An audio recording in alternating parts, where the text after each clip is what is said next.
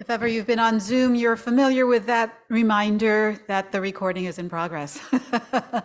Welcome, everyone. I'm Reverend Myrna Bernadelle Huey, the pastor here at Buena Vista. We are recording this part of our program today. We won't be able to record when we show the film, just in respect of the filmmaker.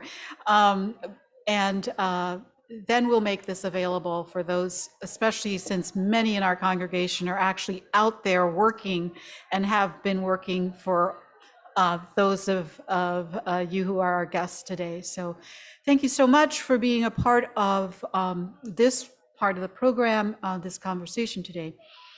We are very blessed at Buena Vista that, is it attorney, what's your official title? Attorney Don Tamaki? Attorney Don is, or just Don would be fine. And even that he would say that speaks a lot about Don Tamaki, a very humble man, and yet, as you'll discover in our conversation today, a wealth of knowledge, a big, big heart. And we are very, very fortunate to have you with us today, Don, for this conversation on reparations and the movement currently for African Americans. And also today, Peter Horikoshi is a member of the congregation as well. And they've known each other since they were 5 years old.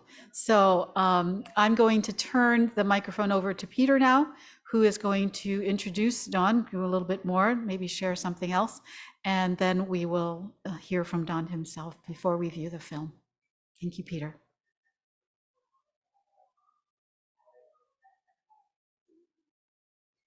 Thank you, Pastor Myrna. It's my pleasure and honor to introduce Don. I've known him, and maybe it was actually before we were 5 years old or so. My father was the minister at the West 10th Japanese American Methodist Church in Oakland, and I remember going to play with Don at his house, and he was always really the nicest person to play with. He was very, at that age, you know, a lot of kids don't like to share their toys, but Don was very gracious about that, and I will always remember that. If you look at Don's life, it reminds me of a well-known movie character with one important exception, and I'll mention a few things, and you can guess what character and how Don's life has differed. Imagine Don having his picture taken with one of the first groups of Asian Americans who were admitted to Berkeley Law School in a group in the early 1970s. So he's standing there with a bunch of other young Asian Americans taking a picture. And then after graduating and passing the bar, he's now in a photo with the Asian Law Alliance in San Jose that he helped to found, one of the first professional Asian American organizations established to help people in our communities. And then sometime between 1980 and 1984, he's taken a group photo with the staff of the Asian Law Caucus when he was the executive director there. And then he's in another picture with the founding partners of Minami Tamaki and Liu, and now Minami Tamaki. And as I said, he was one of the founding partners. And then in the early 1980s, he's in the local and national news with the legal team that successfully argued that Fred Korematsu was wrongly convicted of violating the World War II curfew for Japanese Americans. And that was a major decision by the courts, and the efforts of the legal team eventually led to the Japanese American Redress and Reparations movement that resulted in an apology from the government and a reparations check for many Japanese Americans. Now he's in an online photo with the California State Task Force to study and develop proposals for reparations for African Americans in the state. Last month, he was photographed throwing out the first pitch at an Oakland A's game to honor him for participating in this. And just yesterday, I saw on my phone, Don was on the local news talking about the meeting that the task force held at Mills College in Oakland. Unlike Forrest Gump, Don didn't accidentally end up being involved in these historic settings. Of course, they did Photoshop Forrest Gump into those things. He spent his working career and into retirement helping others and fighting to right wrongs. And he isn't doing this to become famous. In fact, he asked me to keep this introduction as short as possible because he wants to focus on the issue at hand. So without further ado, please give a warm welcome to Don Tamaki.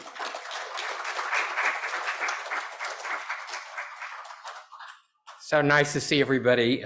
Peter doesn't listen to me, about the short introduction. Want to thank Pastor Bernadette Huey for inviting me, and of course Peter for that really kind introduction. And I do feel like Forrest Gump. I mean, like how I get involved in these predicaments has been kind of interesting.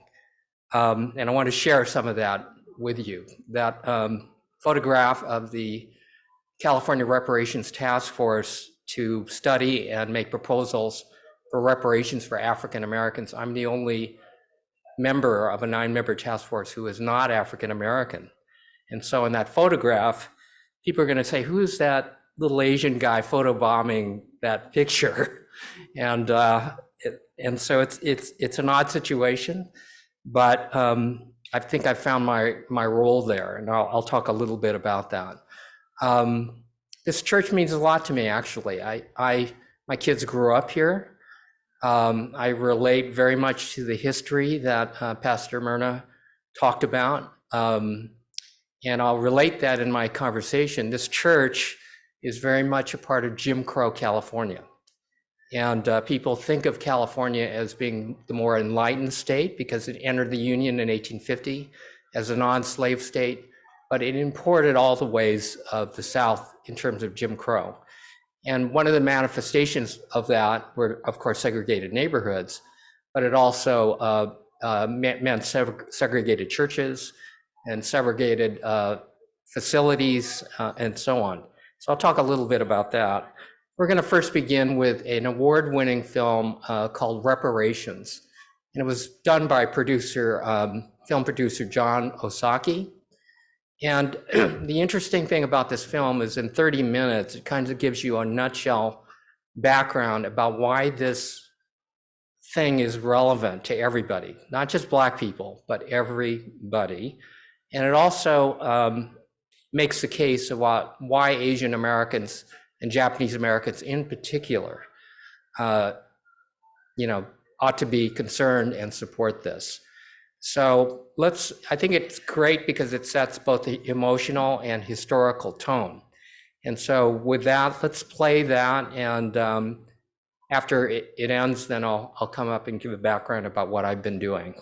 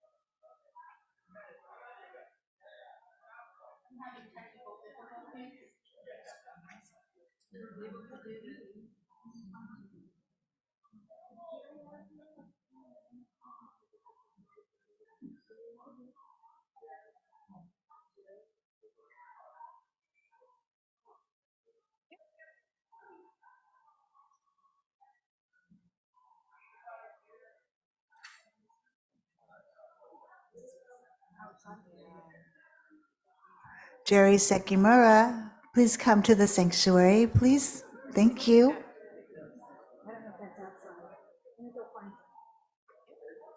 We got it.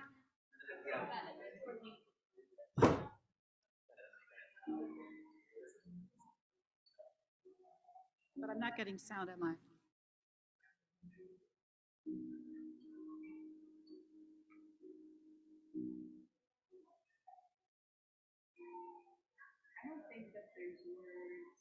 our language to fully articulate the violence of slavery. You don't want to see the bottom, look over there.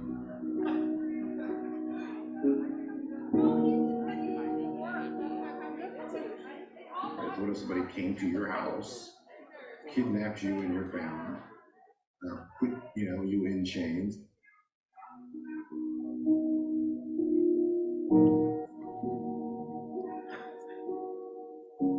You strip them of every piece of dignity of life, and you make them work, and you make them work for free.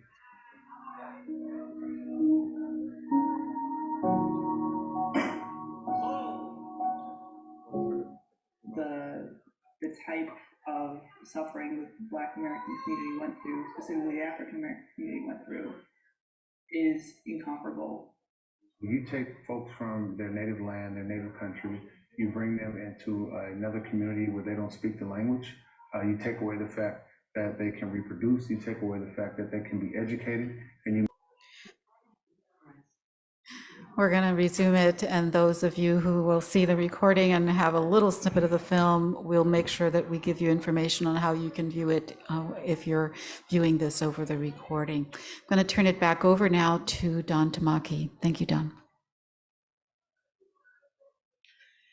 Well, thank you. The great thing about that 30 minutes is it gives you an overview of what's happened, beginning in the 1619 with the transatlantic slave trade. But what I want to say to this congregation, this church, is that our history, that is, during the ceremony talked about removal, exclusion, concentration camps. I thought I knew something about American history, frankly, but after working on the Reparations Task Force last 2 years, my conclusion, not even close, not even close. And I'm going to ask Peter to circulate this report that the task force just produced. As Pastor Myrna said, it's near 500 pages, but it documents the history beginning in 1619 and continuing on for 246 years of enslavement, 90 years of Jim Crow exclusion and racial terror, and decades more of discrimination and exclusion, which has led to today's consequences. So this report is groundbreaking in that it connects the dots between the past to explain our present. And I'm going to cover that a little bit. Go ahead.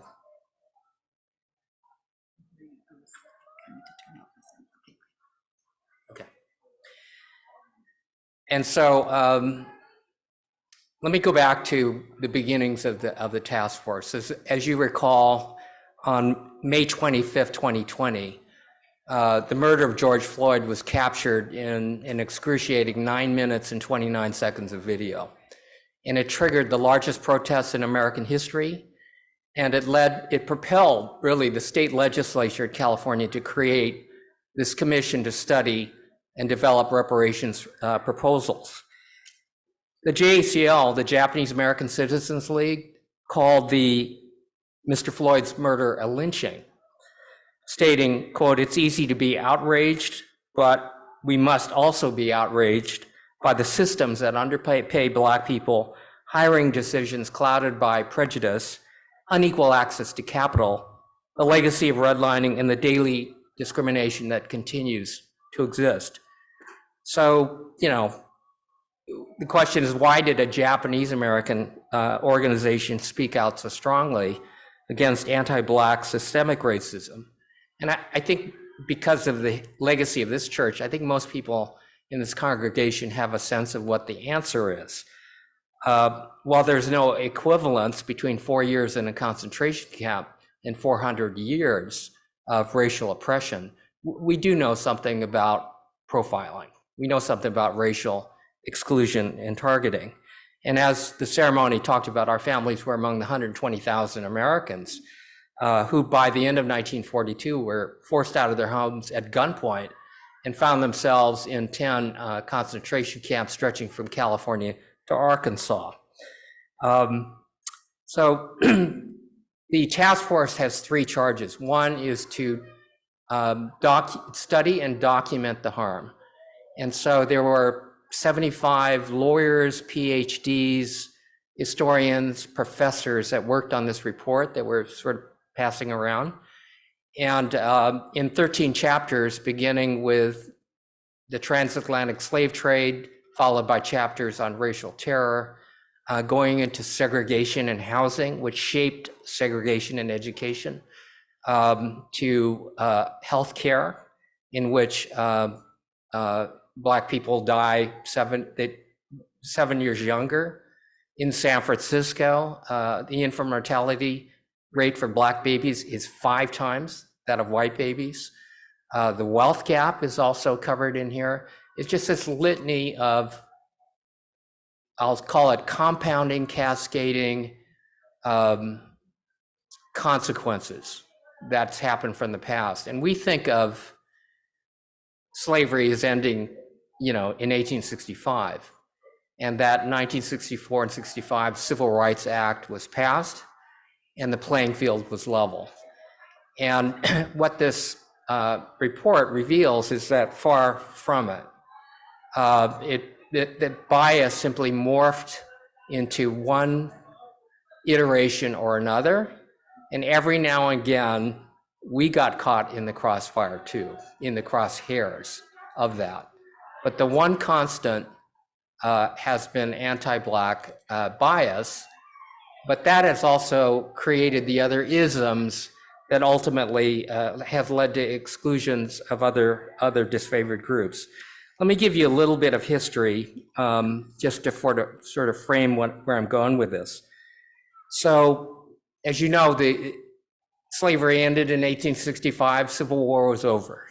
But about 5 minutes after Robert E. Lee surrendered, the South was determined to reinstate the old ways as close to slavery as possible. And no wonder, for 246 years, America had constructed one of the most profitable slave economies in the world. And in the video talked about the economy of the country in the 1840s and 1850s. At least 50% of that economy was based on cotton. America was the second largest producer of cotton in the world. And the South produced raw materials, and the North refined it into finished goods. And everybody got in that game. The finance industry, the insurance industry, the lawyers, retailers, and this cascading wealth was built on what had happened. Now, prior to 1619, 12 million people, African Americans, were captured, and 2 million died on the Middle Passage over. 400,000 were dropped off in North America, and the rest were put into Haiti, the Caribbean, Brazil, and other countries. And between 1619 and 1812, about 400,000 African Americans who had been kidnapped were brought here. By the Civil War, because human beings were bred as if they were cattle, 4 million African Americans were enslaved at that time. And so the Constitution protected slavery and gave Southern states outsized political power. Half of the nation's pre-Civil War presidents were enslavers while in office. 1,700 congressmen from 37 states once owned human beings. And so this was extremely and highly profitable. In 1865, Congress sought to change that. And then for a 12-year period called Reconstruction, some things were done. For example, at the end of the Civil War, Congress seized land from wealthy Southerners, intending to distribute 40 acres to each formerly enslaved person to address the harms of slavery. So in January of 1865, 400,000 acres from South Carolina to Florida were deeded over to 40,000 formerly enslaved people. And they began to work, and they settled on the land and began to work it. But by April of 1865, 4 months later, Lincoln had been assassinated. Vice President Johnson assumed the presidency, declaring, "This is a country for white men, and by God, as long as I am president, it shall be a government for white men." Johnson rescinded the land reparations program, ordered the black settlers off the land that they owned, and returned it to former enslavers in order to maintain peace with the southern states, but at incalculable cost to African Americans. During that 12-year period, post-Civil War period of Reconstruction, Congress tried to give newly freed Black Americans access to basic civil rights, such as a right to vote. But by 1868, more than 700,000 Black men in the South were registered to vote. When you think about that, that's a huge number. 4 million Black people in America at that time, 700,000 Black men, because women couldn't vote, were registered to vote. Over 1,400 Black Americans held federal, state, or local office. 16 Black men were elected to Congress, 14 to the House, and 2 to the US Senate. But white Southern support soon collapsed, and to resolve a contested presidential election of 1876, Republicans and Democrats cut a deal to withdraw federal troops from the South, effectively ending Reconstruction. And then the backlash really set in. To suppress voting, states enacted literacy tests, poll taxes, and looked the other way in the face of racial murder and terror. Nearly 6,500 lynchings occurred nationwide and documented between 1865 and 1950. 1950 to me, because I'm an old guy, is recent history. That's probably an undercount because these are the documented ones. In 1867, during the Reconstruction period, Black turnout was 90% in Virginia. People were voting. But after Virginia's voter suppression laws, Black voters dropped from 147,000 to just 21,000. Now, as I said, we think of California as a more enlightened state, but while California entered the Union in 1850 as a non-slave state, it was plenty complicit with the institution of slavery. And enslavers during the gold rush came to California and they brought their human property with them. California's 1849 anti-slavery state constitution really meant little because it was not a crime to keep someone enslaved in California. And there were approximately 1,500 enslaved people in California. In 1852, California passed fugitive slave laws, allowing anyone accused of escaping enslavement to be chased down, brought before a court, sent back to the South, even if they were living in the free state of California. And much of Jim Crow found its way into California. In the 1920s, California became known as a strong Klan state, with sizable and violent Klan chapters emerging in San Francisco, Los Angeles, Oakland, Fresno, Riverside, Sacramento, Anaheim, and San Jose. The Issei, people who founded this church, immigrated into this ultra-racist environment at the turn of the century, late 1800s, early 1900s. And as was talked about in the presentation, triggered the anti-Asian laws that happened, including the Alien Land Laws, of course, the 1882 Chinese Exclusion Act, and other things which excluded Japanese immigrants from even owning most kinds of property. And so we talk about the discrimination, the segregation. Jim Crow affected everything, including the Methodist Church. I mean, there is a reason why there's a legacy, and it's a good one too, I'm not condemning it, but Japanese American churches was because the churches were not integrated. And I was involved in a lawsuit actually suing the YWCA in San Francisco, trying to claim title to property that was they held in trust for the benefit of Japanese Americans, because during that time, Japanese Americans could not own most kinds of real property, and the YWCA took title to property in trust for Japanese girls and women. And the reason why the San Francisco Japanese American community wanted to build their own YWCA, because the YWCA was segregated, but everything was. I mean, that's the nature of it. And so the laws that originally were targeting Black people that had been imported from the South kind of moved around and then put us in the crosshairs as well. So by December 7th, 1941, Japan attacks Pearl Harbor.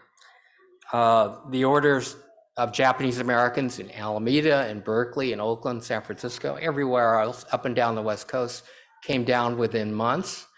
And this community was ordered into a temporary detention camp, Tanforan Racetrack, which is now a shopping center in San Bruno, but at that time was a racetrack.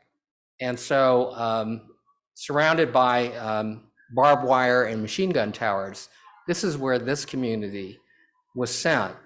And so my parents included, but most of the people. And I don't think the 8,000 Japanese Americans who were put there, now forced out of their homes at gunpoint, living in horse stalls until the 10 more permanent concentration camps were being built. I don't think they missed the irony that the restrooms and the water fountains were separated by signs marked white and colored. And so you can get the sense of today's term is the intersectionality. But again, this culture and the bias originally set up to prop up this institution of slavery, and all of the things that followed after the Civil War ultimately just morphed into something that caught us up in that as well. And so these things have reverberated forward, and some of that was mentioned in the film. For example, they've said this concept, and I've talked to people all the time, it's like people are very unaware of our history. And like I said, I can't be condemned too much because I consider myself pretty well read. But after doing this report, not even close. And so, for example, we're learning today about Tuskegee and Greenwood, in Oklahoma, in which 300 Black residents were burned out of their homes and 300 people were killed. This happened over 100 years ago, and we're just learning about this now. And so one of the interesting things about the report is that our history is littered with Greenwoods. It happened all over the place. And so the scholarship is just beginning to be developed. But it would be one thing if it just stopped there, okay? But by the 20th century, where our roots are, federal, state, and local government officials, and I'm talking in California, working with private individuals, actively segregated America into Black and white neighborhoods. And when you align the redlining maps, redlining is the maps developed by lenders to rate credit risk and to uphold this process of devaluing Black neighborhoods and enhancing the value of white neighborhoods. And there's a lot of money to be made by doing that. These maps were developed to determine who should be living where and whether they can get loans or not. So if you if you were white and living in an all-white neighborhood, that was a green line neighborhood. And then if it was white working class and Jews and immigrants and other people who were white, that would be blue. And yellow would be for neighborhoods that align Black neighborhoods, and red were for Black neighborhoods. And so that process began in the 1930s, and it really didn't end until the mid-1960s. And the legacy of that, if you align the redlining maps that were developed and which were entirely legal with the most impoverished, polluted, underserved communities, the maps align exactly. And then when you combine that with racial covenants that were all in the Bay Area, deed restrictions in which private neighbors put in the deeds that they would not sell to Black families, and if they did, they could be sued over that. And the development discrimination that happens, it's no wonder. I mean, if you look at our Bay Area neighborhoods, there's a reason why they are the way they are. And this is cascading impact of that. And so I'm looking at data like in the report and found out in the 1940s, some 80% of the homes in Los Angeles, if you have deed restrictions in them, barring the owners from selling to Black families. It's amazing. I did not know that Glendale, Pasadena, Culver City, Richmond were sundown towns. You think about sundown towns, you think of the South, you know. But we had them here in our own midst. And it just, reflecting back, we think of this ceremony here, and I'm so glad the history is being uplifted as something that happened long ago, but it's better now. It's no question it is better now. But it is part of a continuum of history that has a connection and a flow to it. And so, and it continues to have an impact. In the movie, Steve Phillips, a scholar, talked about the availability, these wealth transfers that occurred in American history. One of them was federal loans. And between 1934 and 1962, $120 billion of federal money was made available to basically create America's middle class. And it especially was important after World War II.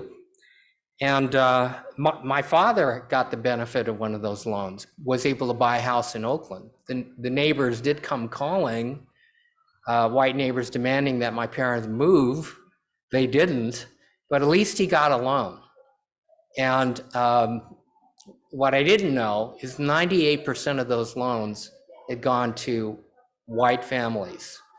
And 120 billion, if you say, you put it in today's dollars with inflation, it's probably like, what is that, 500 billion or close to $1 trillion? I mean, this is a huge wealth transfer that black people were denied being able to participate in.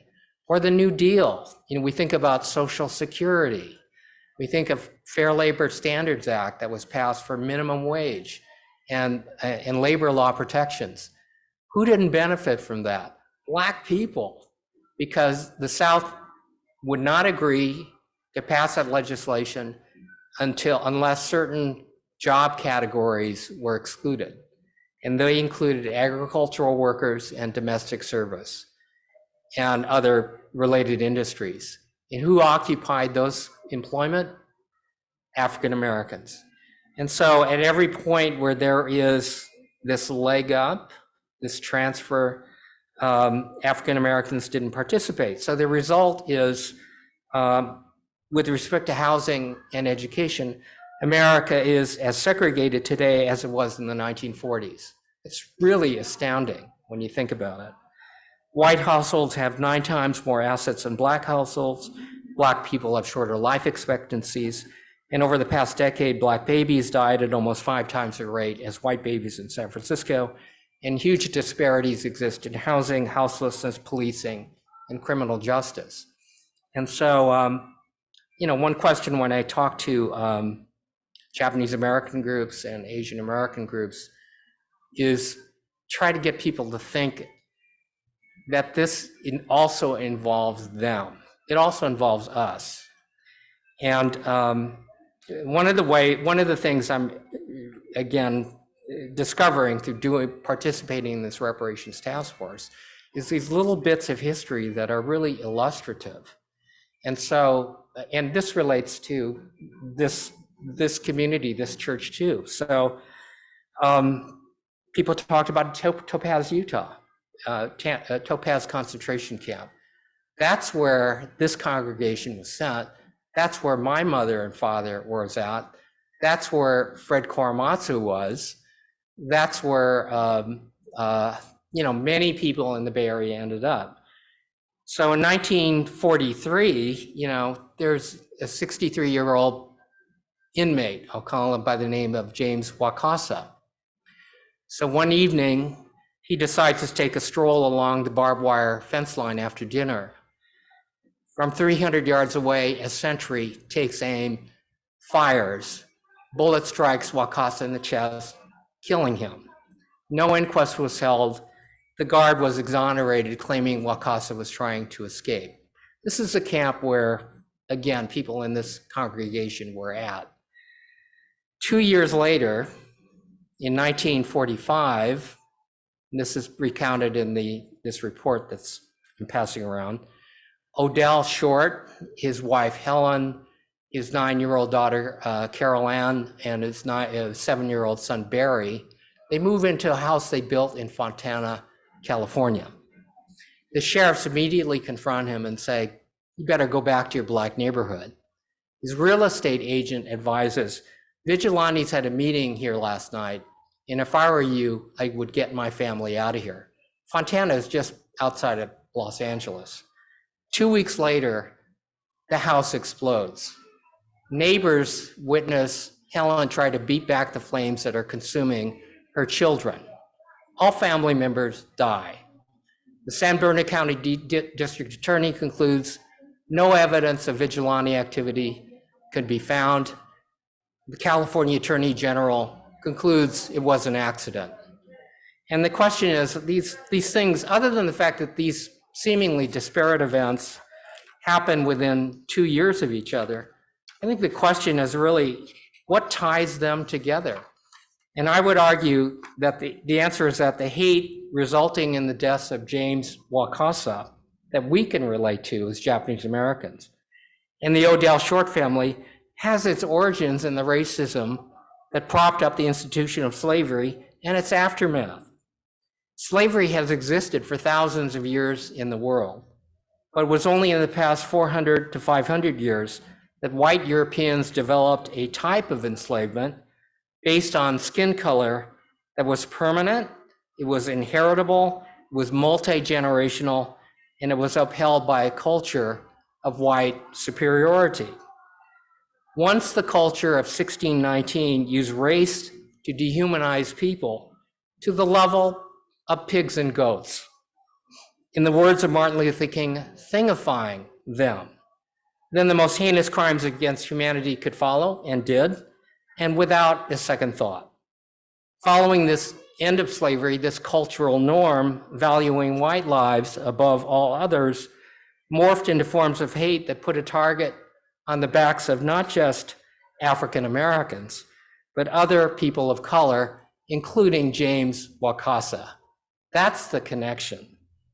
Simply put, if you can thingify Black people, then demonizing other disfavored groups is easy. Slavery begat the cultural foundation of America's racial hierarchy, of white people on top, Black and Native people on the bottom, and everybody else somewhere in between. And Japanese Americans, picked up the moniker of model minority, during the Reagan administration. The argument against African Americans is, why can't you be like them? They came out of concentration camps and they're able to progress. And so I think the answer is, yeah, we know what racial profiling is and certainly discrimination, but it's never been as constant and thorough and pervasive as it has been against Black people. And so And on the one hand, we're the model minority, but the next minute, we're the purveyors of the Chinese virus. I mean, during the Trump administration, this pathology kept getting recycled. Mexicans were drug dealers and rapists, and white supremacists declared Jews and immigrants are poised to replace them. And, one more African American dying in encounters with police would barely evoke a shrug because it was so normal. And I think one of the questions was, why was the Floyd murder different? And I think he was different not only because of video, but when he cried out for his mother.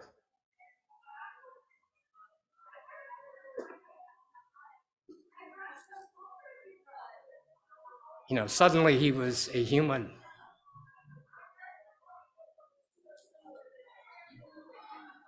And so I think that's the lesson in this. There's a dehumanizing process going on. I'm so proud of this church, for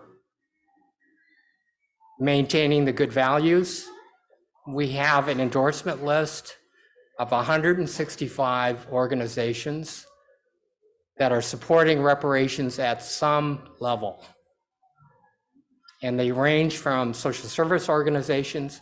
Buena Vista United Methodist Church is one of them. There are Jewish organizations. There are bar associations. Yesterday, the California Wellness Foundation joined us, and the National Urban League. And I think in the next couple of weeks, we'll easily hit 200. And by the time we submit in final form our report on the repairs, I'd like to see 300 or more. And so the hope is, and then we go out of business. The Reparations Task Force will sunset. And then the issue is, will people help create and move the needle of public opinion to create the political will for the legislature to actually do something after all these years? So, sorry I got a little bit emotional, but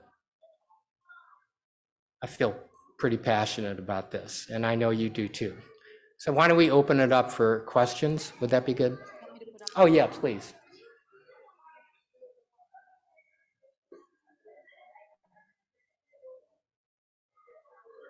Yeah. Oh. Yeah, please, go ahead. It seems to me that if we're going to go back in history, we need to go back to the original sin of America. Okay. All right. It seems to me if we're going to go and look back into our history, the original sin of America before slavery was the theft of an entire continent, except maybe Manhattan, which was paid for and accepted, from the Native American tribes. Right. So if we go down the route of reparations, how can you not open the door to all the Native Americans who now are speaking up and saying, we are still here? And you hear all the groups, whenever they make an announcement, they begin with the statement, we acknowledge we are sitting on the land, the unceded land of this Native American tribe, that Native American. So where does reparations begin and where does reparations end? Do we give the entire continent back to the Native Americans? I think we've got to do something. I mean, this is a topic that most Americans would say impossible. But part of the culture that began with this sense of manifest destiny, that people could just take things and not pay for it, is part of our culture that's been accepted as normal. I mean, one of the things against reparations generally, righting wrongs, is that Americans are used to getting things for free, whether it's eminent domain that took out Japantown in San Francisco and the Fillmore, or this land that we're sitting on now. So I think that question has to be addressed. There have been, as compared to African Americans, at least some attempts at, I'll call it financial atonement. In 1946, the Native Lands Act was part of that, but it was pretty minimal and ineffective. And the fact of the matter is, as Black people are at the bottom of every metric in California, Native people are right down there with them. So does something have to be done? Yeah, the answer is yes. It does open the door, good. And, but, the but is, the legislation, at least for our purposes on California Reparations Task Force, had a very clear legislative mandate, and that it was for African Americans. If there's another bill, and there should be, we need to go back to the very beginning. I think you're absolutely right. So on this image is American history in one graphic. And actually it's misleading, right? Because slavery took up, most of the beginnings of our what became the United States of America. Segregation followed this almost 100-year period. 1954 is Brown versus Board of Education, in which a unanimous Supreme Court outlawed segregation in public schools, not society, in public schools. But even that order wasn't followed. And by the mid-60s and 70s, school districts across the nation were still resisting integration. And then busing and everything happened, and the Supreme Court has first asserted orders, the validity of orders on integration, and then walked those back.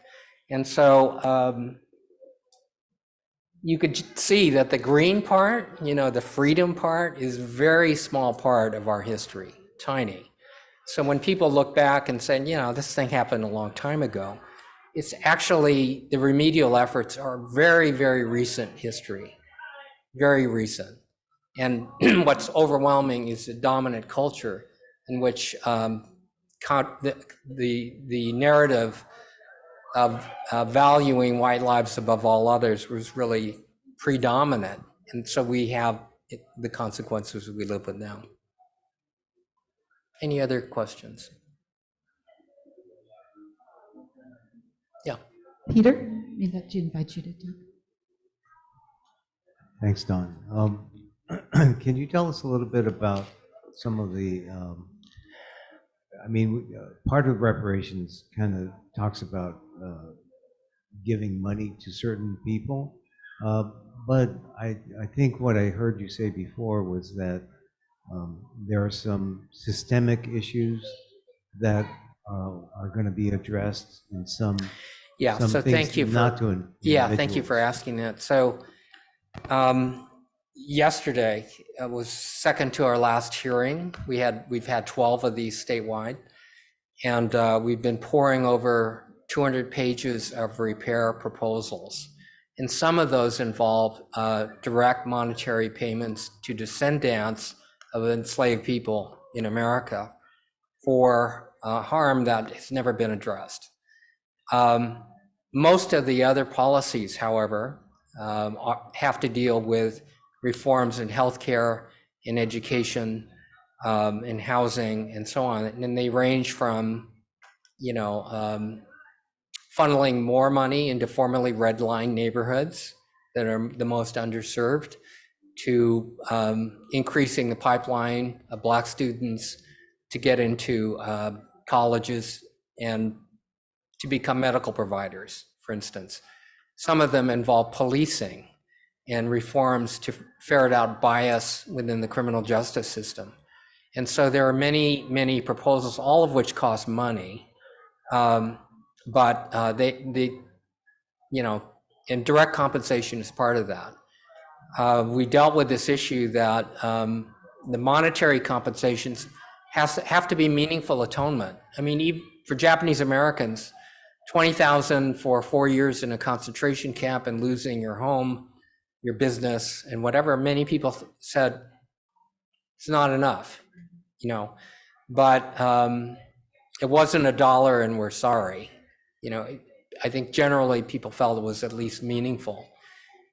The task force has not recommended a specific amount as to what that monetary atonement should be, but we are pushing for it. And part of it is legislatively, we were not required to allocate a number between one form of repair and another.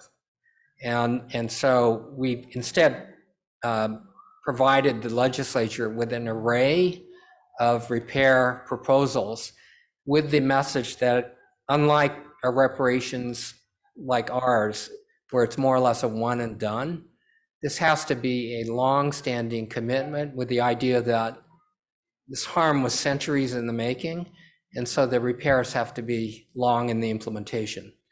And so with a, you know, annually, a portion of that budget dealing with the fallout of all this terrible history. We did hire 4 economists, university professors, to crunch some numbers, and based upon data. And some of the harm is incalculable. How do you measure lynching? How do you measure years and years of racial segregation from an economic standpoint? But there are areas where there's actual data where you can do an economic calculation.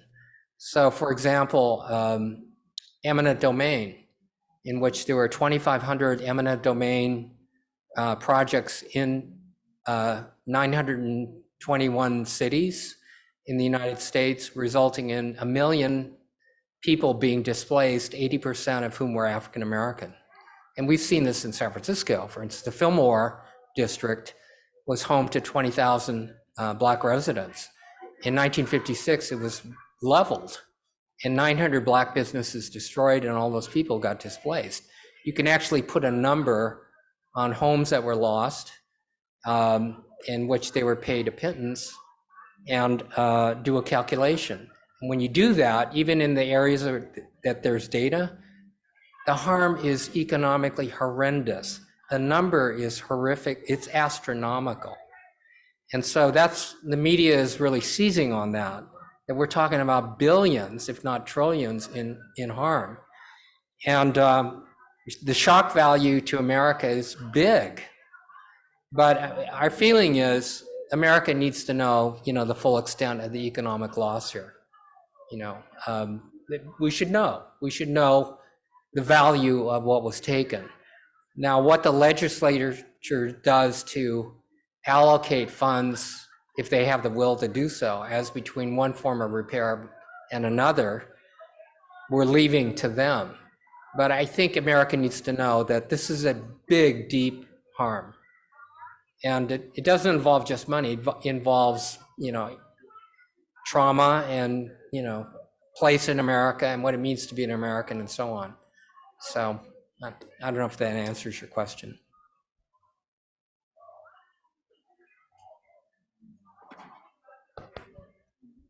Thank you.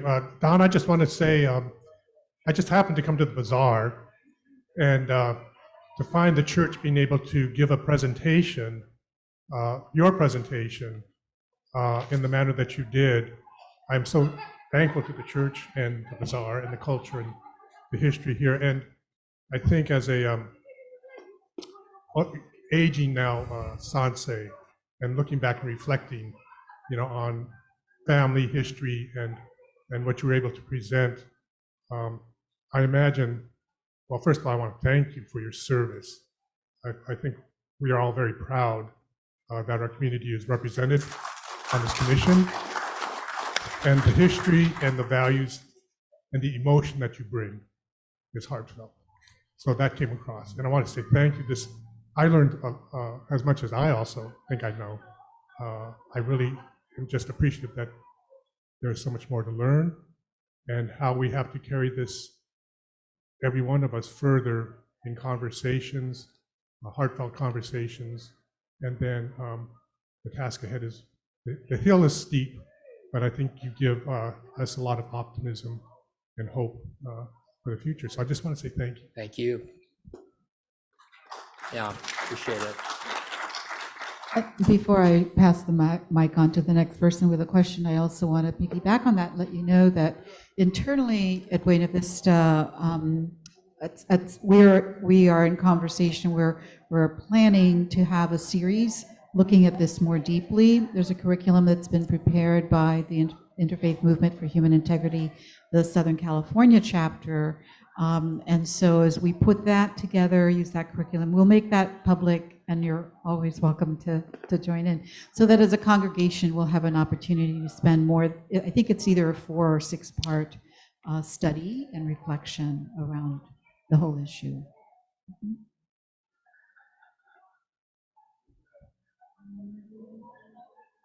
Our country is very divided right now and has been for quite a while.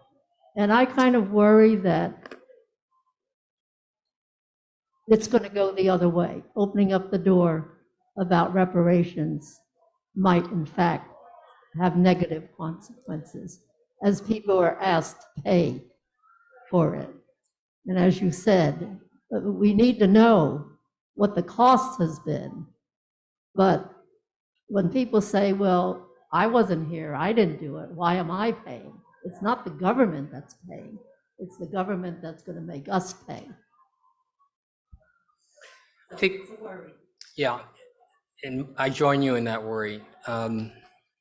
This is a collective debt, you know, and so we pay collective debts. Most of our taxes are collective debts. We're paying for wars, both current and ancient. We're paying for public works projects. We're paying for Social Security. We're paying for schools. I don't have kids in the school system anymore. Philip is here, my son. He's 34 years old. He's, you know, I could say, why am I paying taxes for some other person's kid? I don't benefit from that. I didn't make decisions about, you know, what's going on with consequences of mass incarceration caused by the war on drugs and these folks coming out of confinement with a criminal record and therefore unemployable and unhousable. I didn't participate in that. Why should I be involved in it? I think the answer is, for most of what we do as in a society, it is collective debt. It is a collective debt. And once we start saying, well, I don't really drive on that road, so I'm not going to pay for that, and the fire district in this city over here is really not something that's going to benefit me, and I didn't do that, and so on. We could apply that argument to everything. I don't know how persuasive that is, but I think that's one answer. I think another answer is a moral question that each time America acknowledges its wrongs and owns them, and then moves to repair that, we have become stronger as a nation. No, there's no. I think even people on both sides of the aisle would generally agree that's the case. But we are living at a time when it's profitable to stoke anger and to stoke fear. I mean, demagoguery worldwide is increasing, and the playbook is as old as the hills. It appeals to prejudice, engage in fear mongering and scapegoating, and traffic in conspiracy theories and fake news. And then it's propelled and accelerated by social media. And the economics of journalism are going the wrong way. In other words, it's based upon clicks and eyes on and views. And the more clicks you can generate, the more money you're going to make. And how do you generate those clicks? Well, you start making stuff up, or you play on people's fears. And so all of these things, technology is part of this. You know, we have to address. But all I know is one thing, and that is, if we don't do something, it's only going to get worse, and it has been. The wealth gap now is 9 times between Black Americans and Native people as well, and then whites and others on top. And so if it gets any wider, that's when society starts, fraying and then falling apart. And so we've all got something to gain and something to lose here. And so, but I totally agree with you. It's very challenging. Maybe the most challenging time in the history of the country is climate change and then attacks on democracy. And who'd have thought January 6th, when you have, a mob attacking the Capitol, 5 people died, 25,000 troops deployed to protect the peaceful transfer of power, and 147 House and Senate members voting to decertify an election, despite no evidence of any fraud that would have made any difference. I mean, this is a crazy time. But it does mean that faith community and other people who have a sense of what's going on, we have to speak up. We have to do something. So, and I know you all will.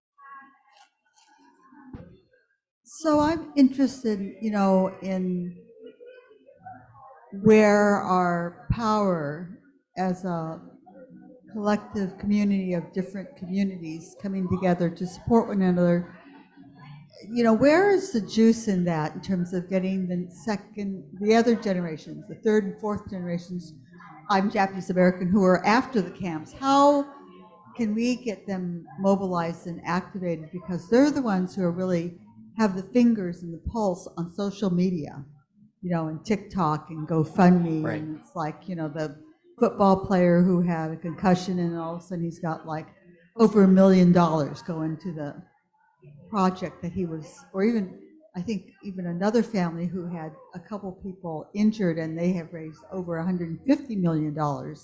And if that is some arena that we haven't really organized ourselves to tap into, getting the word out to the different constituencies who do support us and getting that mobilized in different communities, not just the Day of Remembrance for the Japanese or the Black Lives Matter, but having those kind of events be more organized, at least across the United States. Yeah, you need to have a center. I mean, I don't know the answer. I'll just think out loud. There needs to be a center here. And one thing to organize around is the proposals that will be submitted to the legislature on reparations. I mean, there's something tangible there. It's produced by study, experts, and have weighed in on this. And now they're out there. And so, how do we get people involved in that? Well, I've never seen a situation where 165 organizations, big and small, have suddenly said, yeah, it is time for the legislature to seriously consider reparations. It's never happened, really. And there's a reason why Congress has not acted. They won't even pass a bill to study this thing. So if Californians could seize on that, make a little headway, I'm hoping it'll spread eastward and then ultimately up to the Capitol. And how to reach people at a time when people don't read anymore.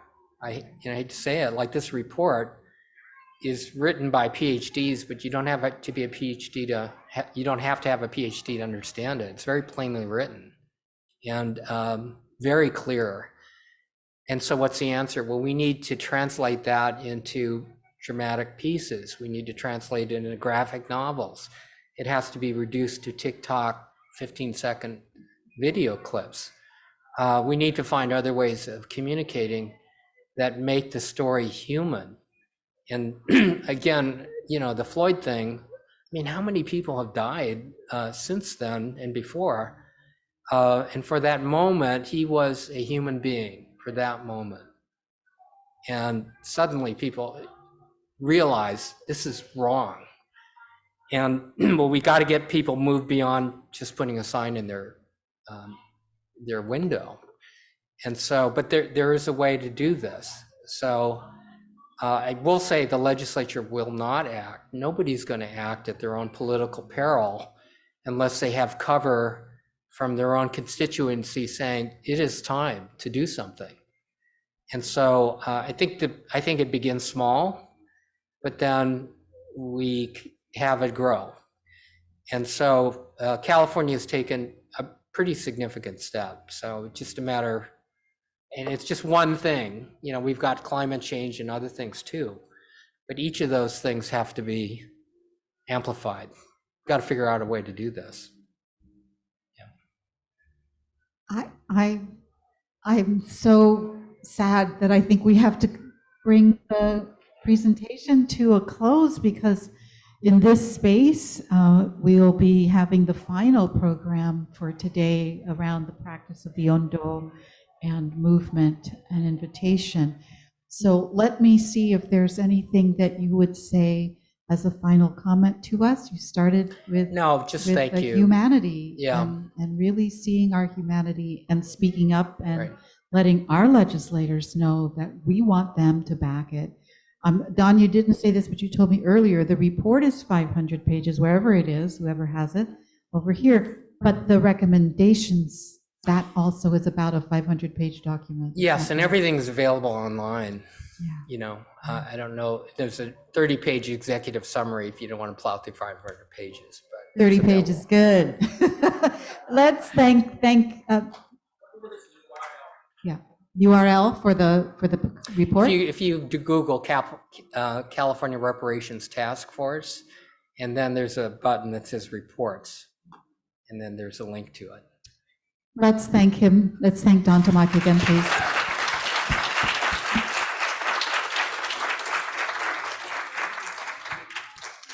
And thank you for being here today. Thank you, everyone.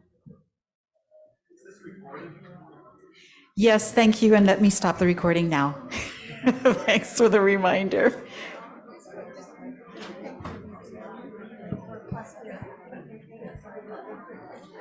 Wait, let me get this out of the way. Thank you.